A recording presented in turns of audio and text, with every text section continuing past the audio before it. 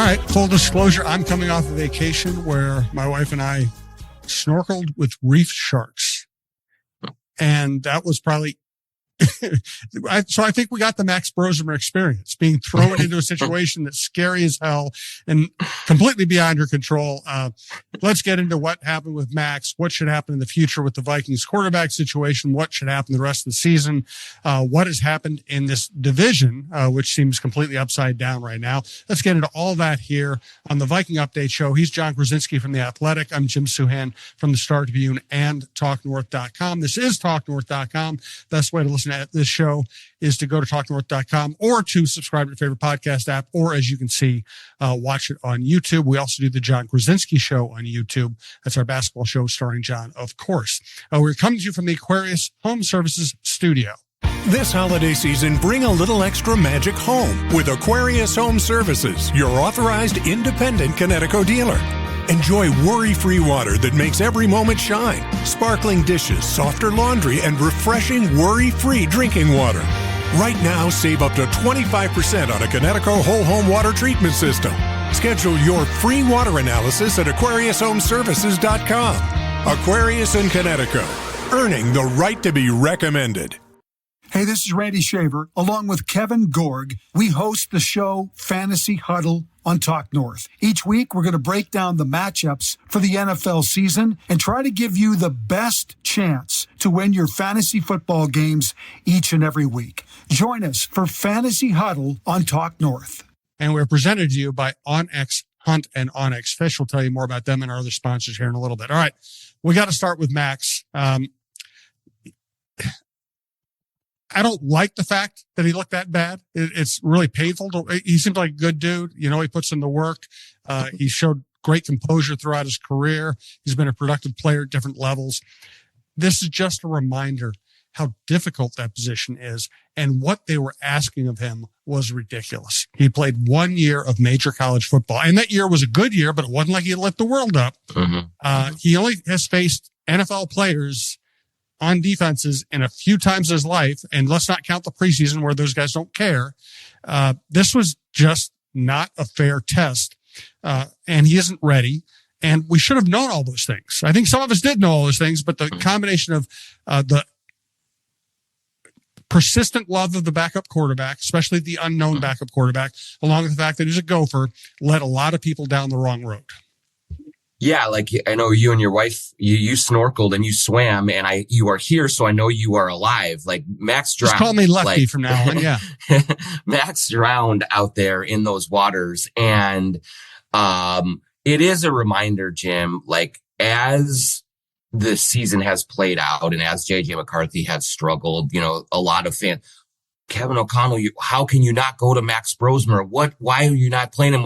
There is a reason these coaches are not playing a lot of these guys, and it's not for spite, and it's not because they're idiots, and it's not because they don't see, you know, what they have. It's because they do see what they have. This classic Zimmer line, like we see him in practice with Kellen Mond. Like that's just what it is. And it's not a slight on Max Brosmer. No. He has had 1 year of big time college football.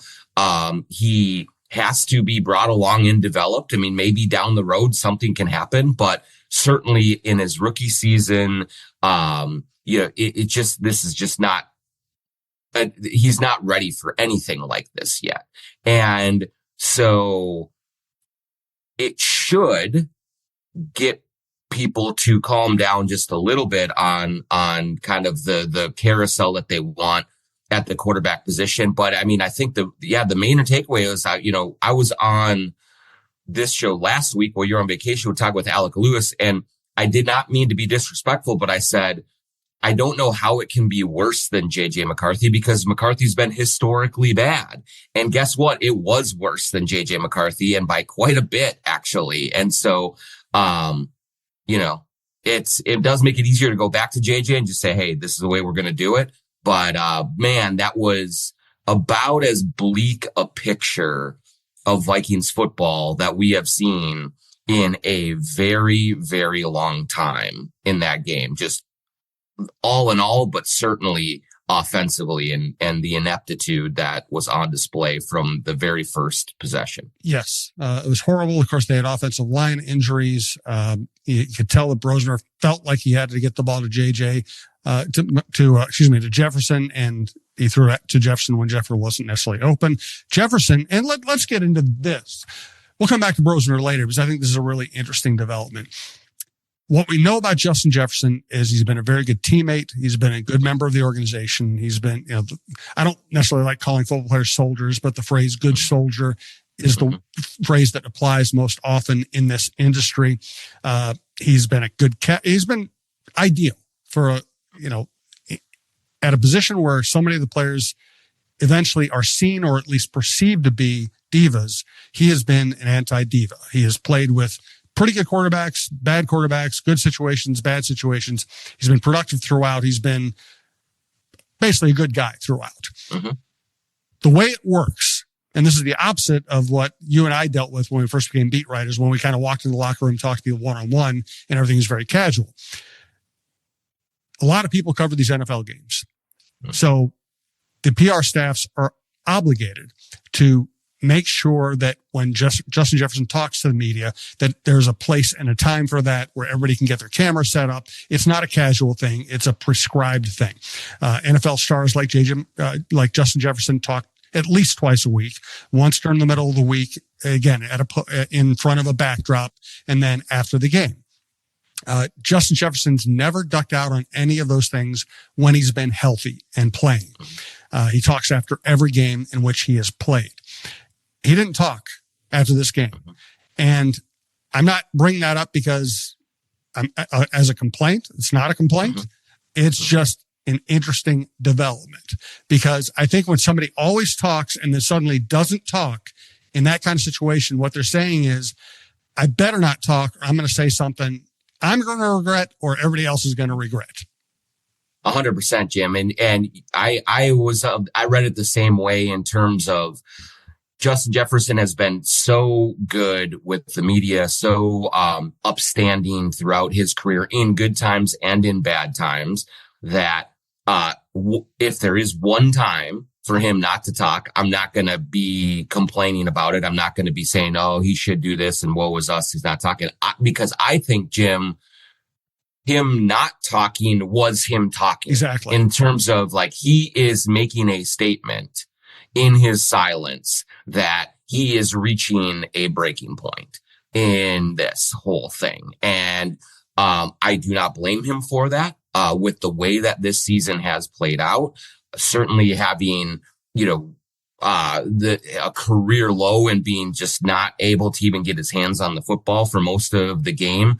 There's no matter how badly things have gone in Justin Jefferson's tenure here, and there have been some difficult times, he has always been able to get his hands on the ball. He is always, up around 90, 100 yards receiving, and he is involved and he's battling and he's doing everything he can. I think that the most concerning part about the game in Seattle is that he was not involved. He was not able to do anything. And then for him to walk out of the locker room says that you have a very frustrated face of the franchise on your hands. And so how they go about repairing that relationship, figuring things out when there is no light at the end of the tunnel right now, it doesn't seem like, at least for the immediate future, this is going to get a little bit dicier, I think, as we go along for the rest of this season. I have covered receivers who were considered to be divas. You have? I have. Who? Believe it or not. Come on. So not in this organization. I came to town and Anthony Carter had that reputation a bit. Now, I think it was overblown in his case. I mean, he get frustrated, but I thought he was a good teammate. I thought he always played hard. I think it was just the nature of the position. You see some receivers frustrated sometimes. You can call him the diva. Chris Carter and Randy Moss, I think, taught me a lot about diva receivers. I'm not even poking fun at them or giving them a hard time. What I found most interesting about Carter and Moss is that I didn't find that they complained when they weren't getting the ball, unless them not getting the ball contributed to losing. In other words, if Randy Moss or Chris Carter had a mediocre or a bad offensive game, didn't have many targets, many catches, whatever, and the team won, they might have been frustrated, but they didn't really air it publicly, at least as far as at least most of the time, or at least as I can remember. And I was covering all those games. It was when they didn't think they were used properly in a loss. That's when they were frustrated visibly and ready to pop. And I think that's where Jefferson is now. He's like, this team it's a terrible season. Might be the most disappointing team in the NFL. Things are going south, and you're not even getting me the ball enough that I can help out. Yeah, I think that's right. And I think that I remember, with Carter and Moss, I was at the kind of more of the back end of their stays here. But certainly was in the middle of a lot of those things and got to experience them both as like a college kid, who got to string for a little bit and then started writing more full time about them. But there's two things there. One is they would complain because they knew they were physically talented enough to change games. Yep.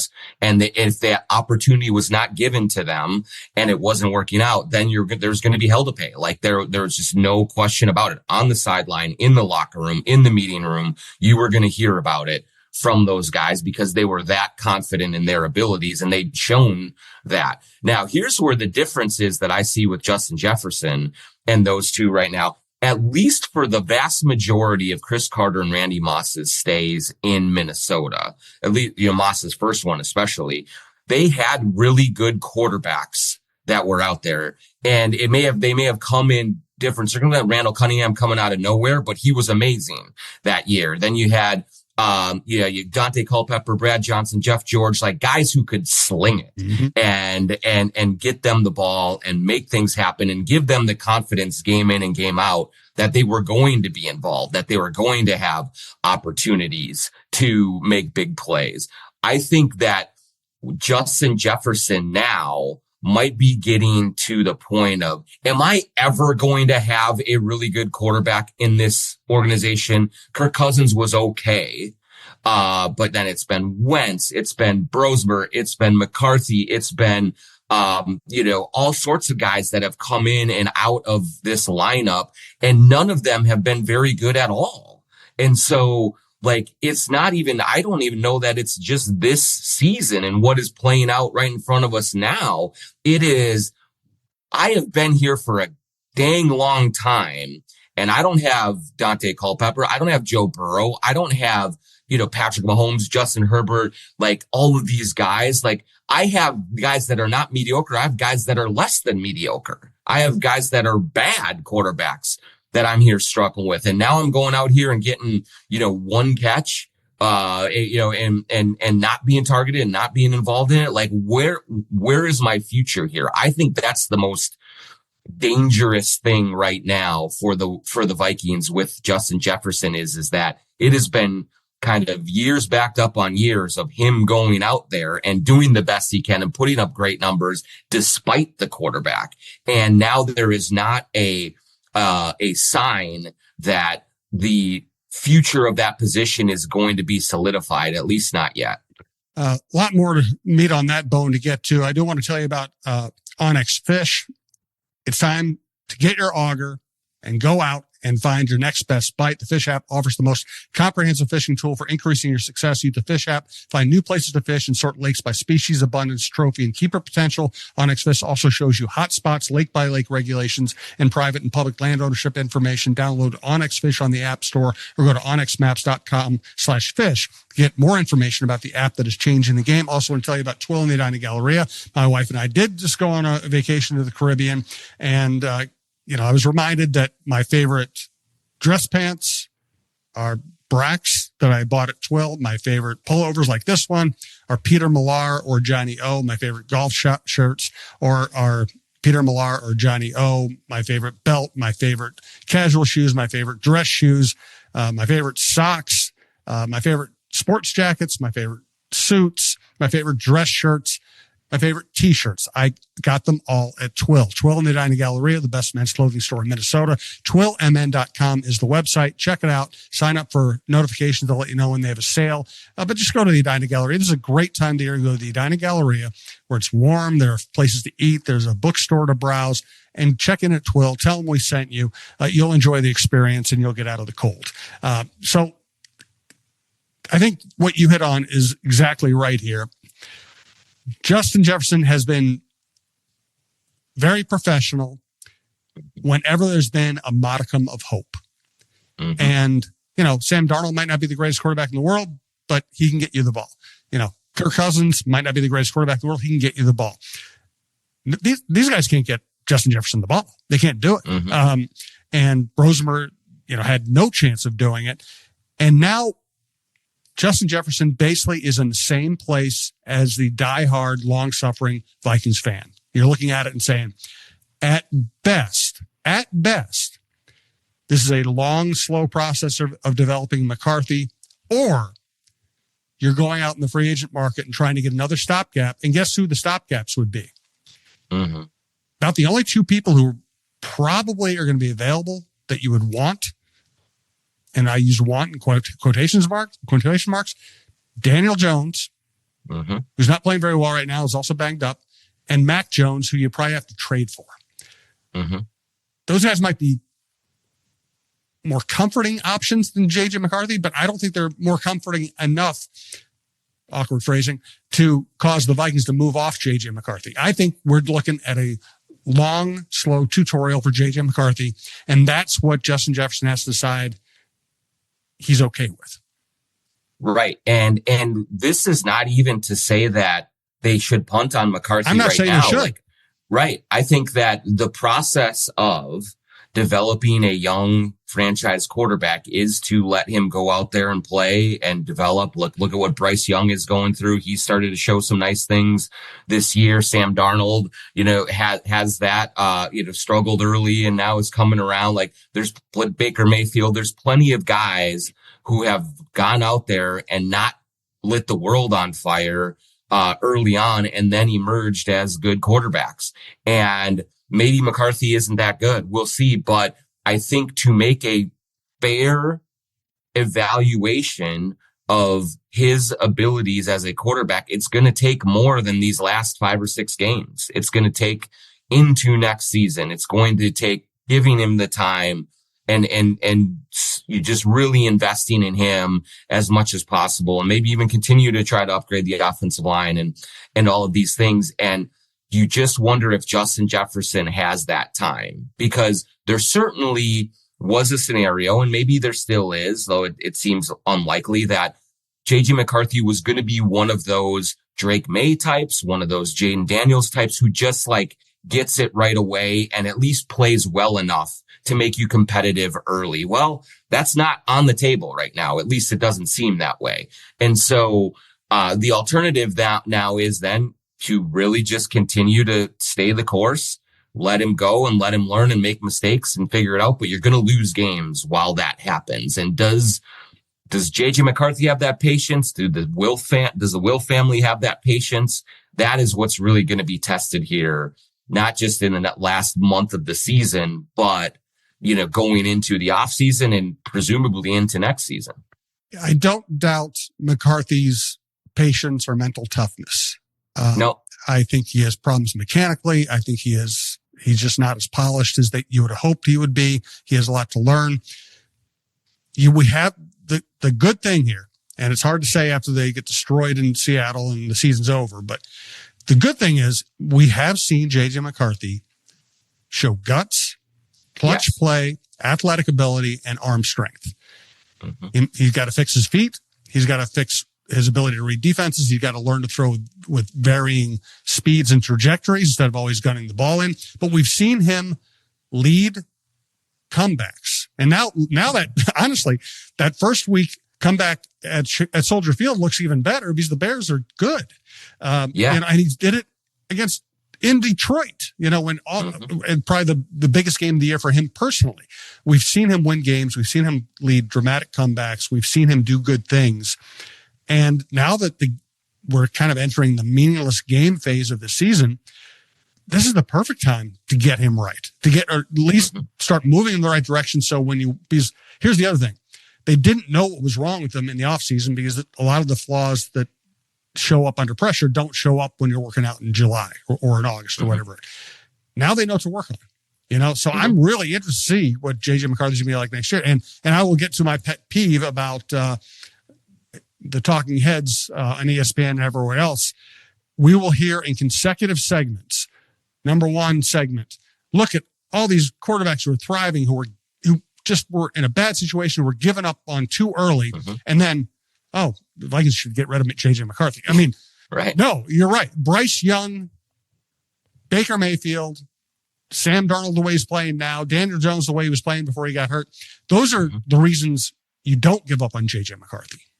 Yeah, absolutely. And the other reason to not give up on him is Kevin O'Connell is very much on the record that organizations fail quarterbacks more than quarterbacks fail organizations. That's what he believes in.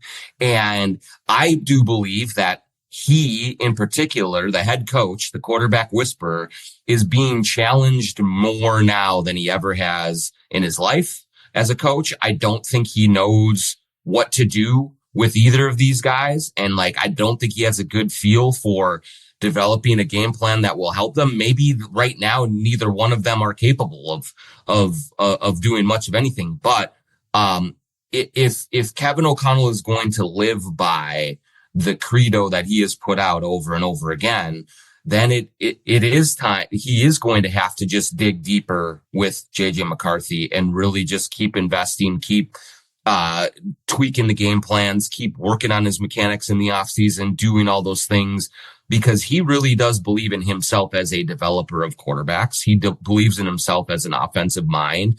And so it would be uncharacteristic of him to say, all right, I've had enough of this guy. We got to move on.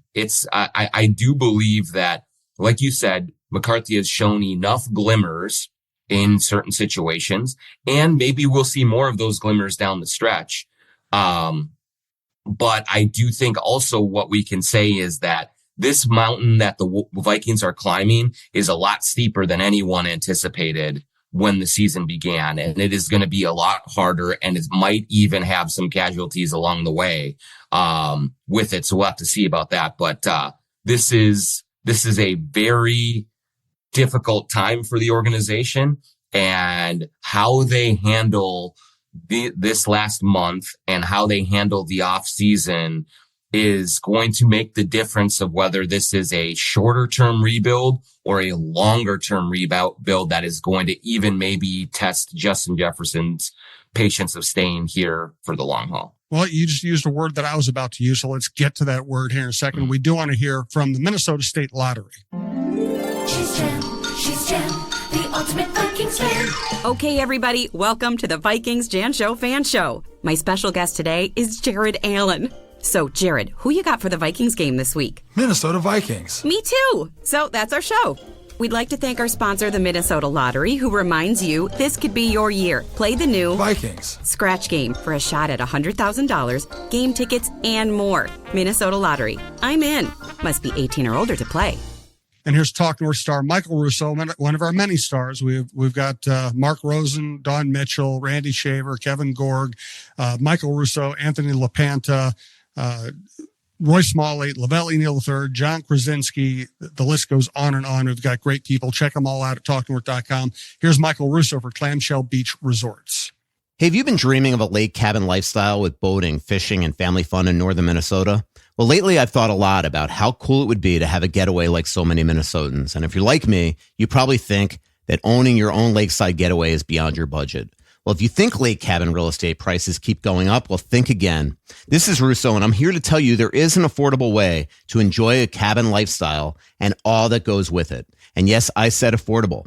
I founded a Clamshell Beach Resort, which is located on the Whitefish chain of 14 lakes for you and your family to enjoy. Here's how. Clamshell has lake homes that offer deeded fractional ownership, and the keywords there are deeded and fractional. You own it.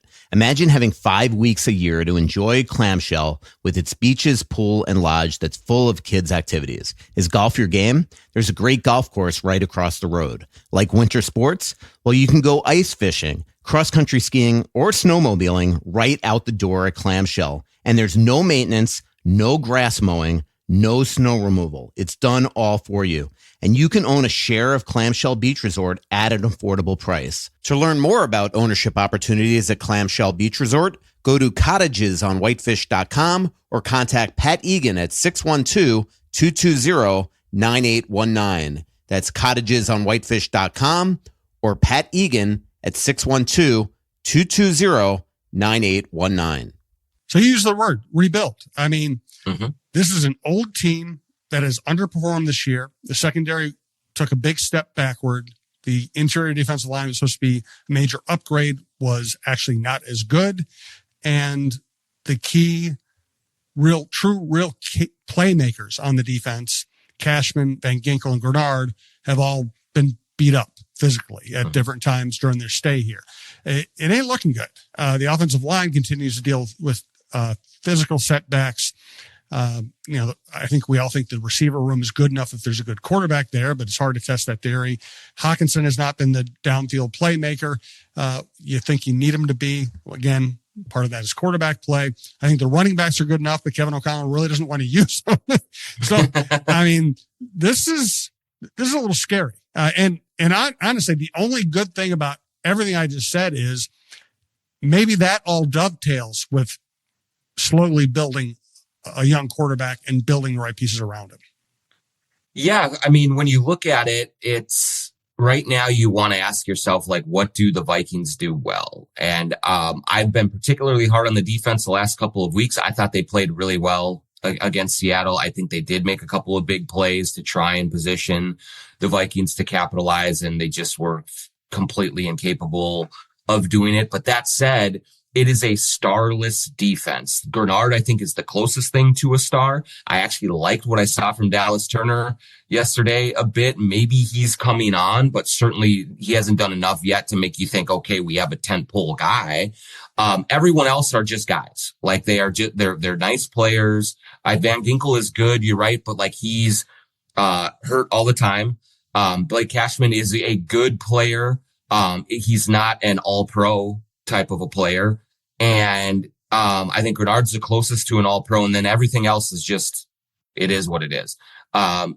So I do think that they are approaching that rebuild territory because the offensive line has not done what you thought it was going to do when you invested the money that you did. Who knows what's going on with Christian Darrisaw and how that's all going to play out over the long term as well. And the receiver core, while solid, keeps dropping passes. Like they just keep doing that. And so, the problem though, Jim, is like, let's even just say that, which I don't expect, but let's just say at the end of the season, Kwesi Adofo-Mensah and Kevin O'Connell just like, hey, look, this is going to take a more of a tear down and rebuild. Let's get younger. Let's do it that way. They have flailed so badly in the draft that makes it very difficult to launch that kind of a path, because you have done almost nothing to show that you can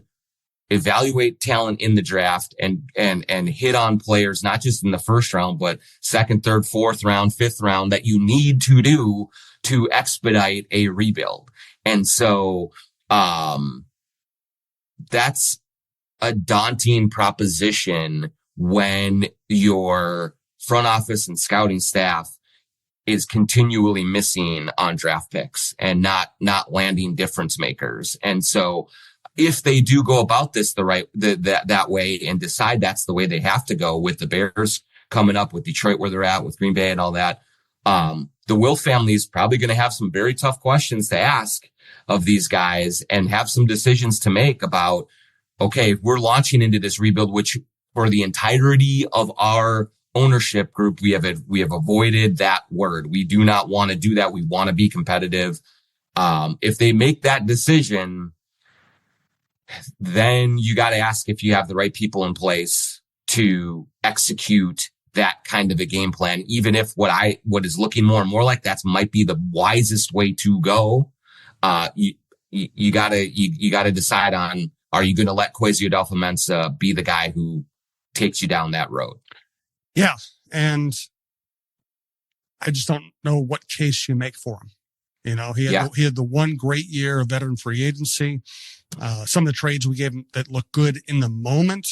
You know, now you look at Hawkinson, and the Lions were happy to trade him, and they replaced him with a guy who's better than he is. You know, because they drafted well. They, you know, the Thielen deal, I understand why they did it. The urgency of the moment, not a good deal.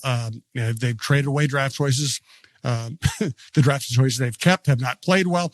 I mean, it really feels like this franchise is going to go one way or another.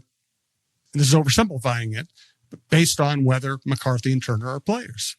You know, if both those guys end up being stars, you got a lot to work with. You can build around those guys. If they end up not being stars, then you're in trouble. Right. And yes, that's the key is those two. And like you said, Dallas Turner made a couple plays, against Seattle. He is coming on a little bit. So we'll see about that. But, getting those stars is clearly the most important thing. And they can change the perception of a franchise very quickly. I still think, though, in the NFL, with the roster sizes the way that they are, you have to turn a 4th round draft pick into a good starter on your team. You have to hit a 5th round guy that can be a nickel cornerback for you and play a lot of snaps. You have to find a guy in the 3rd round that becomes a star that you didn't think was going to be, or at least a high level player.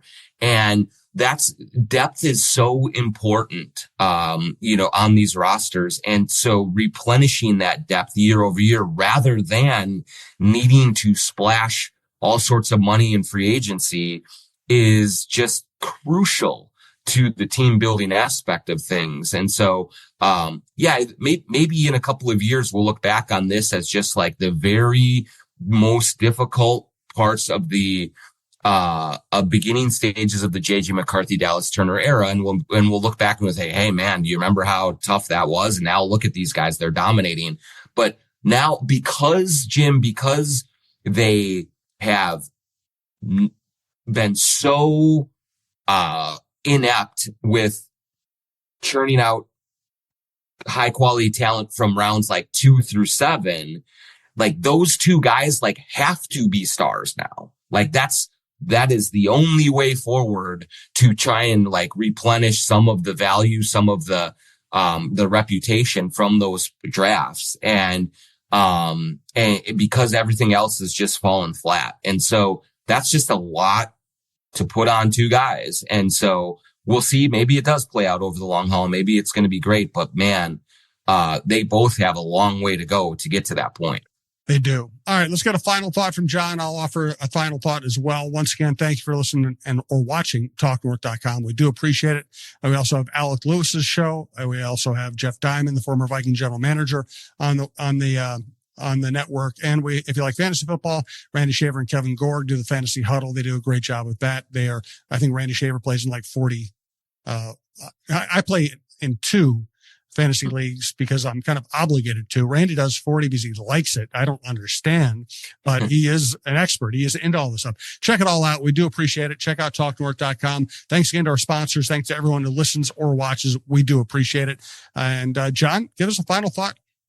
Yeah, I guess my final thought is like, I am starting to get worried about Jordan Addison. You know, that was one of the good Kwesi draft picks. And this is not even about the off the field stuff. This is about on the field. And, he is consistently dropping passes for quarterbacks who cannot afford to have passes dropped when they put them on you.